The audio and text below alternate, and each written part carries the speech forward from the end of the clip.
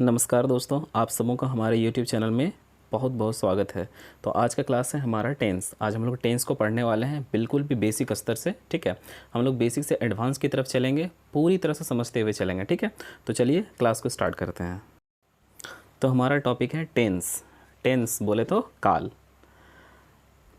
Time is tense और tense is time. Tense समय है, समय टेंस है। ठीक है, यानी कि जो चीज़ से समय का पता चले वही क्या है, टेंस है। ठीक है, मतलब कि जो टेंस को इंडिकेट करे, जो टाइम को इंडिकेट करे वही क्या है, टेंस है। ठीक है, यदि बात की जाए कि टेंस कितने तरह के होते हैं तो टेंस 3 तरह के होते हैं। पहला प्रेजेंट टेंस, वर्तमान काल। दूसरा पास्ट टेंस, भूतकाल। तीसरा फ्यूचर टेंस, भविष्य काल। यहाँ प्रेजेंट टेंस मीन्स वर्तमान काल के 4 पार्ट होते हैं। पास्ट टेंस भूतकाल के 4 पार्ट होते हैं। फ्यूचर टेंस भविष्य काल के 4 पार्ट होते हैं। तो चलिए वो चारों पार्ट को हम लोग विस्तार से समझते हैं।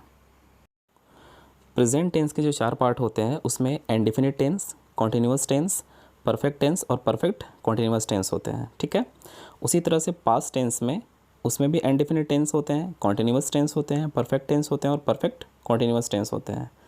फ्यूचर टेंस इसमें भी इंडेफिनिट टेंस होते हैं, कॉन्टिन्यूअस टेंस होते हैं, परफेक्ट टेंस होते हैं और परफेक्ट कॉन्टिन्यूअस टेंस होते हैं।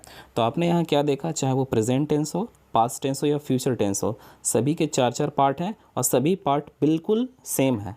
बस ध्यान ये रखना है कि प्रेजेंट का 4 पार्ट है, पास्ट का 4 पार्ट है और फ्यूचर का 4 पार्ट है, और ये चारों पार्ट क्या है, सभी सेम है। ठीक है, चलिए अब प्रेजेंट टेंस को अलग से समझते हैं। ठीक है, और पास्ट टेंस को अलग से समझते हैं और फ्यूचर टेंस को भी अलग से समझते हैं। तो सबसे पहले हम लोग प्रेजेंट टेंस को स्टार्ट करते हैं। जैसे कि अभी आपने क्या देखा कि प्रेजेंट टेंस के 4 पार्ट हैं, indefinite tense, continuous tense, perfect tense और परफेक्ट कॉन्टिन्यूअस टेंस। ठीक है, तो चलिए इसे हम लोग एक एक करके समझते हैं। प्रेजेंट टेंस में सबसे पहला पार्ट इंडेफिनिट टेंस आ गया। अब ये हो गया प्रेजेंट इंडेफिनिट टेंस। दूसरा कॉन्टिन्यूअस टेंस, अब ये हो गया प्रेजेंट कॉन्टिन्यूअस टेंस। तीसरा परफेक्ट टेंस, अब ये हो गया प्रेजेंट परफेक्ट टेंस। चौथा परफेक्ट कॉन्टिन्यूअस टेंस, अब ये हो गया प्रेजेंट परफेक्ट कॉन्टिन्यूअस टेंस। इन चारों में अब हम लोगों ने प्रेजेंट जोड़ा, तब ये present indefinite tense, present continuous tense, present perfect tense और प्रेजेंट परफेक्ट कॉन्टिन्यूअस टेंस बन गया। ठीक है, आप देख सकते हैं यहाँ पे प्रेजेंट प्रेजेंट प्रेजेंट और प्रेजेंट। अब स्टार्ट करते हैं प्रेजेंट इंडेफिनिट टेंस। अब इन 4 सेंटेंसेस पर आप गौर करेंगे। ठीक है, जैसे सूर्य पूर्व में उगता है, वह झूठ बोलती है, राहुल अमेरिका में रहता है, मैं जाता हूँ। ठीक है, तो यहाँ पर आप देखेंगे ये चारों सेंटेंस में जो लास्ट है, लास्ट में क्या है, ता है, ती है, ता है, ता हूँ। ठीक है, तो अगर किसी सेंटेंस के लास्ट में है ना ता है, ती है, ता हूँ, ये सभी रहे तो आप समझिए कि ये क्या प्रेजेंट इंडेफिनिट टेंस का सेंटेंस है। ठीक है, अब मैं यहाँ 5 सेंटेंसेस लिखूँगा और आपको बताना है कि इसमें प्रेजेंट इंडेफिनिट टेंस कौन है। तो चलिए स्टार्ट करते हैं। मैं झूठ बोलता हूँ, हम लोग स्कूल जाते हैं, तुम अंग्रेज़ी बोलते हो, वह नाचता है, वह गाना गाती है। ठीक है, तो ये सारे सेंटेंसेस में आप हमें बताएंगे कि इसमें से ये सभी कौन से टेंस के हैं। ठीक है, प्रेजेंट इंडेफिनिट टेंस के सेंटेंस है। क्यों? क्योंकि लास्ट में यहाँ पर क्या है, सब में ता हूँ, ते हैं, ते हो, ता है, ती है, ये सभी लगे हैं। ठीक है, यदि किसी सेंटेंस में अगर लास्ट में अंत में ता हूँ, ते हैं, ते हो, ता है, ती है, ये सभी लगे हों तो ये प्रेजेंट इंडेफिनिट टेंस में होता है। अब प्रेजेंट इंडेफिनिट टेंस की पहचान की बात करें तो जिस हिंदी वाक्य की क्रिया के अंत में ता हूँ, ते हैं, ते हो, ता है, ती है इत्यादि हो तो वह वाक्य प्रेजेंट इंडेफिनिट टेंस में होता है। ठीक है, जैसे कि आप लोगों ने पहले सेंटेंसेस की तरफ देखा था। ठीक है, तो चलिए अब हम लोग आगे बढ़ते हैं। ठीक है, जैसे यहाँ पर है I, we, you, he, she, it और दे है। ठीक है, अब देखेंगे यहाँ पे आई, वी, यू के साथ प्ले, प्ले, प्ले का यूज़ हुआ और एक दे के साथ प्ले का यूज़ हुआ। प्ले मीन्स V1, भर्ब का पहला रूप, यानी कि भर्ब का पहला रूप जो है आई, वी, यू और दे के साथ भर्ब का पहला रूप हुआ, यहाँ पर दे। ठीक है, उसके बाद यहाँ पर आप देखेंगे ही, सी, इट, इट के साथ हमारा V5 यूज़ हुआ है ना, यानी कि वर्ब का 5वां रूप हुआ। ठीक है, यानी कि यहाँ पर ये हुआ कि आई वी यू के साथ V1 और ही सी इट के साथ V5 का यूज़ हुआ। ठीक है, जैसे कि यहाँ पर देख सकते हैं, वह खेलता है, वह खेलती है, यह खेलता है, इस तरह का सेंटेंस कर रहे हैं, वह यह।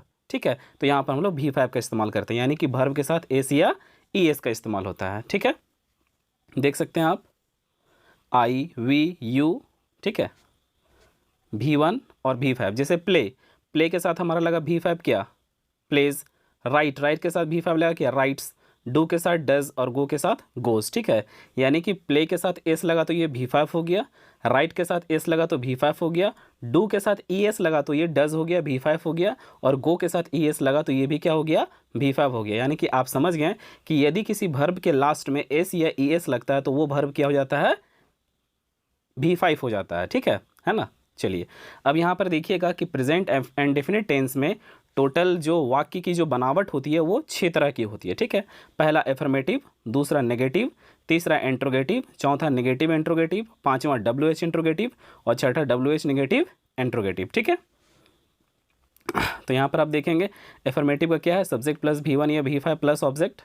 नेगेटिव का है सब्जेक्ट प्लस डू नॉट या फिर डोंट का यूज़ कर सकते हैं, plus V1 plus object. Interrogative का डू या तो फिर does plus subject plus V1 plus object. इसी तरह से आप सभी देख सकते हैं। ठीक है, तो ये 6 तरह का बनावट होता है और उसका स्ट्रक्चर यहाँ पर है। अब हम लोग देखेंगे स्ट्रक्चर के हिसाब से हमारा सेंटेंस कैसे बनता है। ठीक है, जैसे यहाँ पर क्या है, सब्जेक्ट प्लस V1 या V5 प्लस ऑब्जेक्ट। ठीक है, तो यहाँ पर सब्जेक्ट क्या है, आई।